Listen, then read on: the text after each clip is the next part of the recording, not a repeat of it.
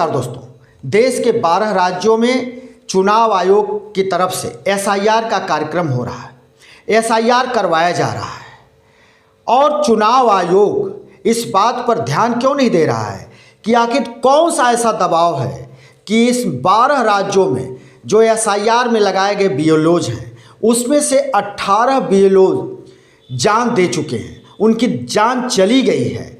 और ये हम आपको बताना ज़रूरी समझते हैं कि 18 बीएलओ जिनकी मौत हुई है उसमें से 6 बीएलओ खुद से उन्होंने अपनी जान दे दी है, सुसाइड कर लिया है।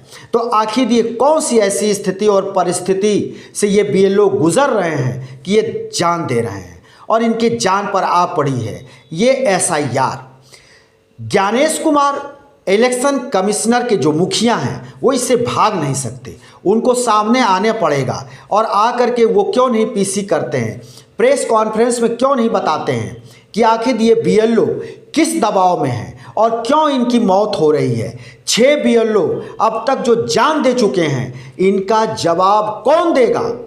इसका जवाब ज्ञानेश कुमार को आकर देना चाहिए कि आखिर इन बीएलओ की जो जान जा रही है या जो सुसाइड कर रहे हैं, आखिर उनके ऊपर कौन सा ऐसा दबाव है।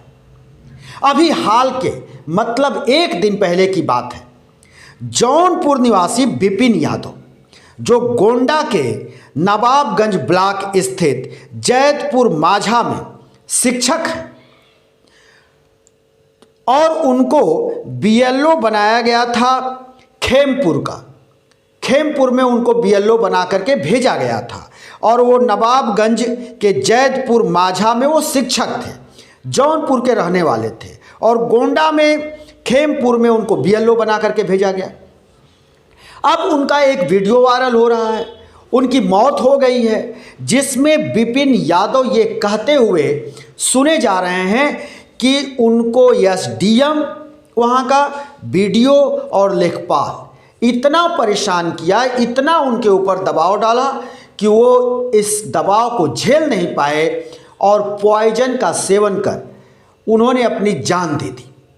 हॉस्पिटल में उनकी मौत हो गई। इस बात की खबर से उनके गांव में लोगों में काफ़ी कुतूहल है, लोग आक्रोशित हैं। आखिर ये स्थिति क्यों आ रही है? एसडीएम हो या बीडीओ हो, चाहे लेखपाल हो, वो किस लेवल का दबाव डाल रहा है और इस तरह की घटनाएं हो रही हैं। अब तक 6 बीएलओ ने जान दे दी है, 18 की जब मौत हो चुकी है एसआईआर में जो बीएलओ काम कर रहे थे। और जो 12 राज्य हैं उसमें 3 केंद्र शासित प्रदेश भी हैं। अब इसमें यह कहा जा रहा है कि सीआरओ एडीएसपी की एक जांच टीम बनाई गई है इनके स्तर की, और जब पोस्टमार्टम रिपोर्ट आ जाएगा विपिन यादव का तो उसके बाद ये टीम अपनी रिपोर्ट पेश करेगी। ये कहा जा रहा है बीएलओ विपिन यादव के बारे में जिनकी जान चली गई और पॉइजन के सेवन से उनकी जान गई। जो वीडियो वायरल हो रहा है उसमें खुद इस बात को वो कहते सुने जा रहे हैं कि एसडीएम और बीडीओ और लेखपाल के दबाव में उन्होंने ये कदम उठाया। तो दोस्तों, इस देश में एसआईआर के नाम पर उल्टी गंगा बहाई जा रही है।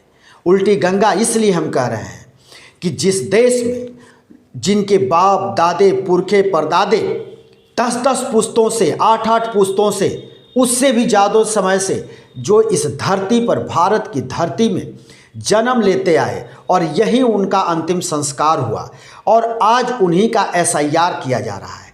एसआईआर करने की नौबत क्यों आन पड़ी? एसआईआर करने की नौबत के पीछे का वजह कहीं 2024 के लोकसभा चुनाव में 400 पार का नारा ध्वस्त हुआ और 240 पर भारतीय जनता पार्टी सिमट गई।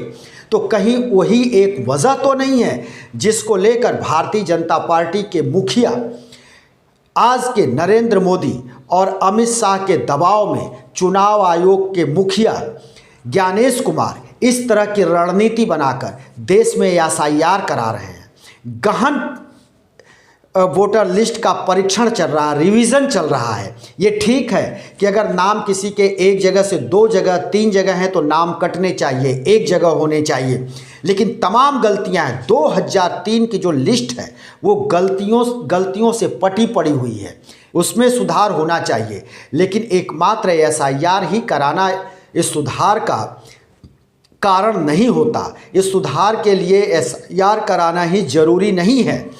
आज आपाधापी में लोग हैं, भाग भाग कर बीएलओ को खोज रहे हैं। बीएलओ लोगों के घर दौड़ रहा है, दबाव में है, उसको फॉर्म देने हैं, फॉर्म सबमिट करने हैं, उसको डाउनलोड करने हैं चुनाव आयोग के वेबसाइट पर, और इसी से बीएलओ त्रस्त हैं, दबाव में हैं और वो इस दबाव को झेल नहीं पा रहे हैं।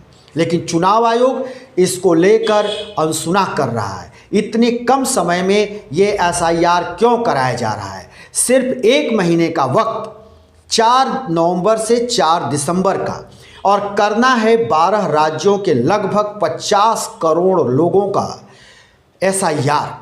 और यही वजह है दबाव, और इसी दबाव के चलते बीएलओज अब तक जो 6 बीएलओज अपनी जान दे चुके हैं और सब मिलाकर के 18 की मौत हो चुकी है, यही वजह बताई जा रही है।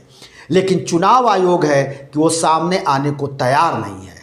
वो अपने तरफ से कोई बयान जारी नहीं कर रहा है, कोई प्रेस कॉन्फ्रेंस नहीं कर रहा है। और तो और बताएं, 2003 की अगर आप लिस्ट निकालेंगे तो तमाम गलतियां, ऐसी गलतियां हैं कि जो आप नज़रअंदाज कर ही नहीं सकते। एक एक पेज पर एक ही व्यक्ति के 14 बार, 20 बार, 40 बार नाम हैं। कुछ तो ऐसे मकान हैं जिसमें 2003 में ही 60 लोग, 120 लोग, 200 लोग ऐसे मतदाता हैं। तो इनका पुनरीक्षण होना चाहिए था, लेकिन ये आसानी से पुनरीक्षण हो सकता था।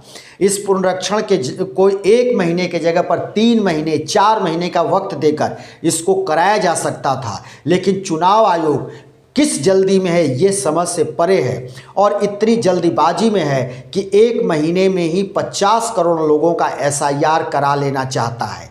आखिर इसके पीछे का खेल क्या है, मंसूबा क्या है? इस पर लगातार विपक्ष भी आवाज़ उठाता रहता है, लेकिन चुनाव आयोग है कि मौन साध कर बैठा हुआ है।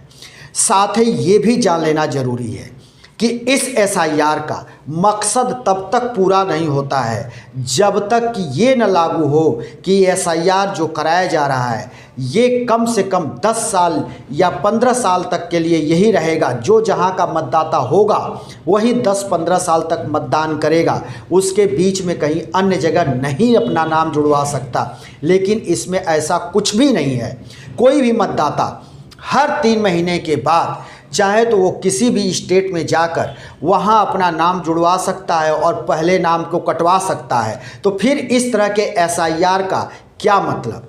जो पार्टी सत्ता में होगी, जिसके पास सत्ता की चाबी होगी, उसके पास धन होगा, उसके पास शासन प्रशासन का बल होगा, वो अपने इसका प्रयोग करते हुए लाखों मतदाताओं को पैसे के बल पर एक प्रदेश से दूसरे प्रदेश का वो मतदाता बनवा सकती है पार्टी, और उससे आसानी से वहाँ पे अपनी सरकार बना सकती है, अपनी जीत हासिल कर सकती है। और कहीं न कहीं लगता है कि चुनाव आयोग और सरकार मिलकर इसी कार्य में लगी हुई है।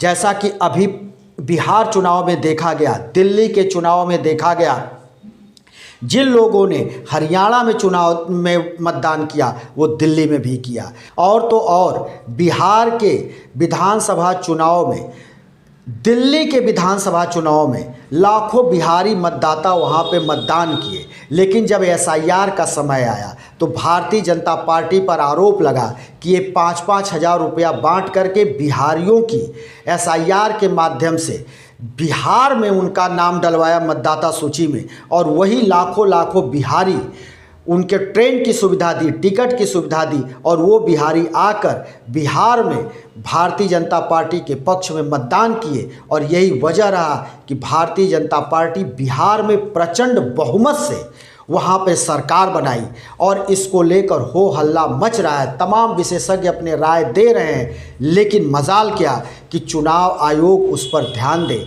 या फिर उस पर कोई कार्रवाई हो। हम तो ये कहते हैं कि जो जीतता है वही सिकंदर। तो पार्टी जीत गई, एनडीए जीत गई, उसका प्रचंड बहुमत से सरकार बन गया, इसलिए उस पर अब आरोप प्रत्यारोप तो बनता ही नहीं है। बनता भी है तो उससे कुछ बनना बिगड़ना बिहार की सरकार का कुछ है ही नहीं, कोई लेना देना नहीं है। तो फिर इसी तरह का काम चुनाव आयोग इन 12 राज्यों में क्यों करने पर आमादा है। दोस्तों, हम फिर किसी दूसरी वीडियो को लेकर हाजिर होंगे। तब तक के लिए शिवमूर्ति दुबे को दीजिए इजाज़त।